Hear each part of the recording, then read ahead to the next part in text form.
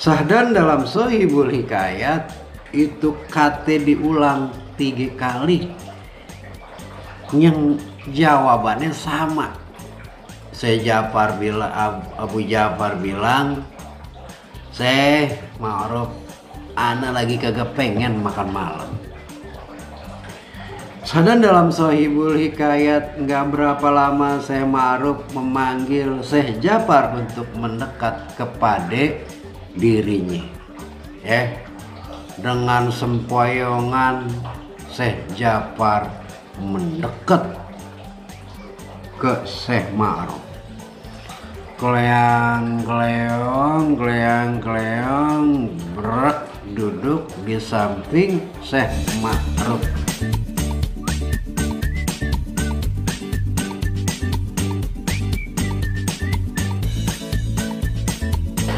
Assalamualaikum warahmatullahi wabarakatuh. Abang Empo pencinta Sohibul Hikayat, seperti biasa Bale Bang Ji selalu ngebawain Sohibul Hikayat. Tapi biasanya ane bertiga ini aye bawain sendiri, karena Sohibul Hikayat ini spesial Ramadan, yang tiap hari upload ketika mendekati waktu buka puasa. Kenapa? Mudah-mudahan di pas kita nunggu maghrib, begitu kita ngedengerin hikayat, ada satu yang kita bisa ambil hikmahnya. Ya mudah-mudahan terutama buat aye nih yang ngebawain bisa dapat hikmahnya daripada Sohibul Hikayat yang aye bawain. Baiklah Bang Po, kita langsung aja nih bawain Sohibul Hikayat. Bismillahirrahmanirrahim. Alhamdulillahirabbil alamin. Wassalatu wassalamu ala asrofil anbiya'i wal mursalin wa ala habibina wa safina wa maulana Muhammadin, amma ba'du. Hadirin wal hadirat, Abang Empo, kita bawain Sohibul Hikayat yang berjudul Berbuka Puasa dengan Rezeki yang Halal. Baiklah, langsung kita bawain Sohibul Hikayat ini. Sahdan dalam Sohibul Hikayat diceritakan zaman dulu ada seorang ulama sufi, nama lengkapnya Abu Ja'far Muhammad Mansur At-Tausi. Dia ada di Baghdad dulu. Jadi hidup di Baghdad pada tahun 252 Hijriah. Ya berarti ya sekitar 1150 tahun yang lalu. Sekarang udah 1442.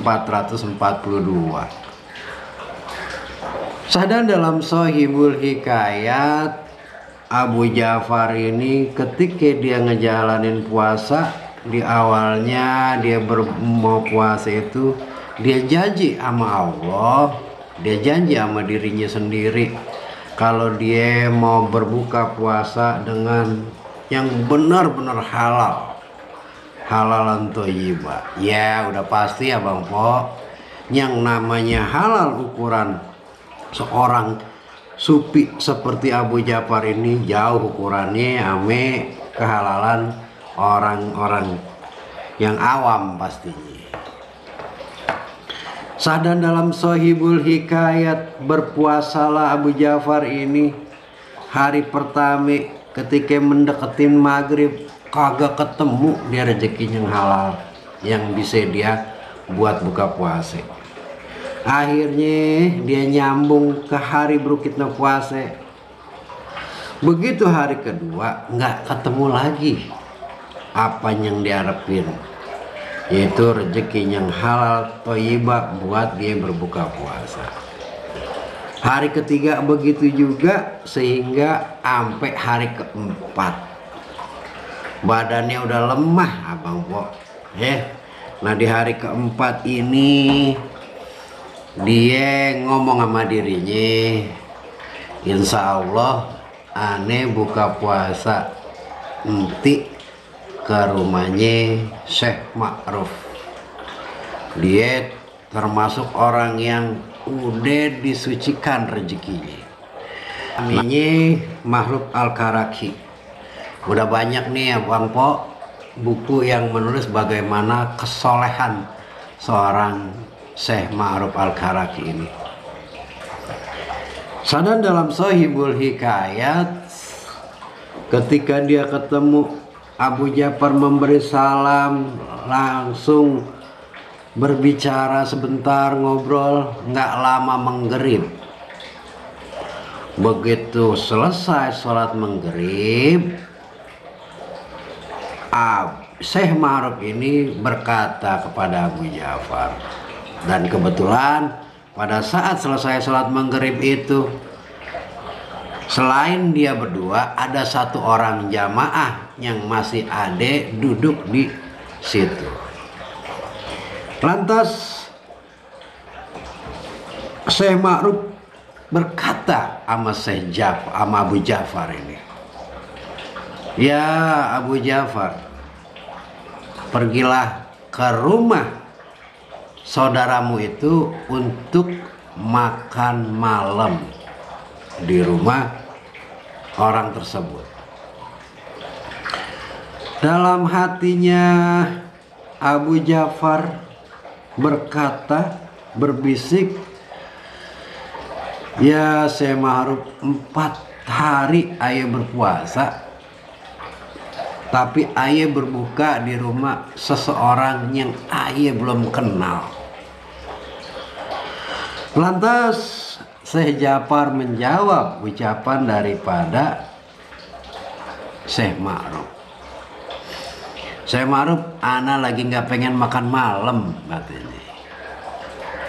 Sahdan dalam Sohibul Hikayat itu kate diulang 3 kali, yang jawabannya sama. Syekh Ja'far bilang, Abu Ja'far bilang, "Syekh Makhluf, ana lagi kagak pengen makan malam."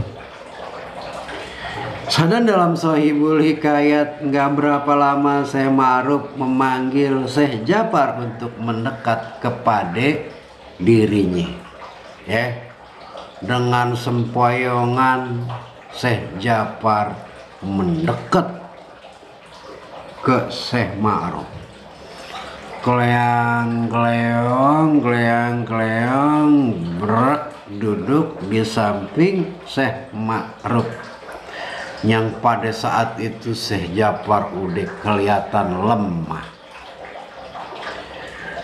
Sahdan dalam Sohibul Hikayat diceritakan Syekh Makhluf langsung mengambil tangannya daripada Syekh Ja'far, lalu dimasukkan ke dalam tangan jubahnya Syekh Makhluf. Ketika dimasukkan ke dalam lengannya, jubahnya Syekh Makhluf, disitulah Abang Po, hadirin wal hadirat pencinta Sohibul Hikayat, Syekh Abu Ja'far ini menemukan buah namanya buah safarjallah di dalam daripada jubahnya Syekh Makhluf. Sadar diceritakan dalam Sohibul Hikayat, itu buah langsung dimakan oleh Abu Ja'far. Begitulah berbuka puasanya Abu Ja'far setelah 4 hari berpuasa. Sadar diceritakan dalam Sohibul Hikayat, kejadian ini udah beberapa waktu. Dan ketika itu Abu Ja'far sedang duduk bersama sahabatnya. Dia menceritakan bagaimana nikmatnya buah safarjallah yang diberikan oleh Syekh Makhluf. Sadar dalam Sohibul Hikayat diceritakan bahwa Abu Ja'far bercerita tentang buah safarjallah ini.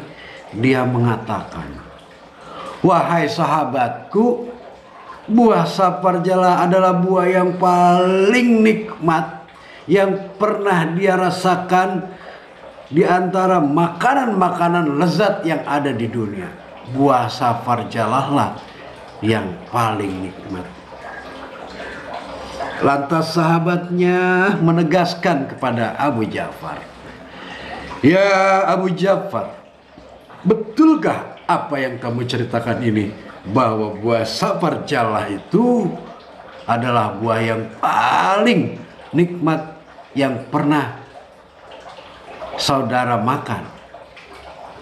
Wahai sahabatku, akan saya ceritakan secara komplit tentang buah saparjala ini, kata Abu Ja'far. Sadan diceritakan dalam Shahihul Hikayat, Abu Ja'far berpesan kepada sahabatnya, mohon cerita ini jangan diceritakan lagi kepada orang lain selama saya masih hidup. Jadi artinya kalau dia masih hidup, mohon jangan diceritakan sama orang lain. Maka berceritalah Abu Ja'far tentang buah saparjala. Selain daripada nikmatnya luar biasa, setelah makan buah saparjala, Abu Ja'far udah nggak pengen lagi makan dan minum yang manis-manis, karena saking berkahnya itu buah. Dan dia ngerasa nggak pengen lagi makan dan minum. Berkahnya dia menjaga bagaimana puasanya dia berbuka dengan yang halal. Abang po, cangcingnya babe, cerita ini kita ambil dari sebuah kitab yang berjudul Akhbar As-Safiyah wa Zuhfah dari Tariq Baghdad. Begitulah abang po, cangcing, nyak babe, hadirin wal hadirat pencinta Shahihul Hikayat. Cerita hikayat kita kali ini, semoga ada manfaatnya ini cerita, ada hikmah yang kita bisa dapat, bahwa berbuka puasa dengan harta dan rezeki yang halal akan membawa keberkahan bagi kita di dunia wa akhirat. Abang po, cangcingnya babe, sampai sini Shahihul Hikayat kita ketemu besok pada jam yang sama. Semoga Shahihul Hikayat kita, Shahihul Hikayat Ramadan ini bisa memberikan hikmah bagi kita. Akhirul kalam, Bang Munir Balebang Ji undur diri. Ane cuma ngingetin yang belum subscribe. Kita ketemu di Shahihul Hikayat berikutnya di video selanjutnya. Wabillahi taufiq wal hidayah. Wassalamualaikum warahmatullahi wabarakatuh.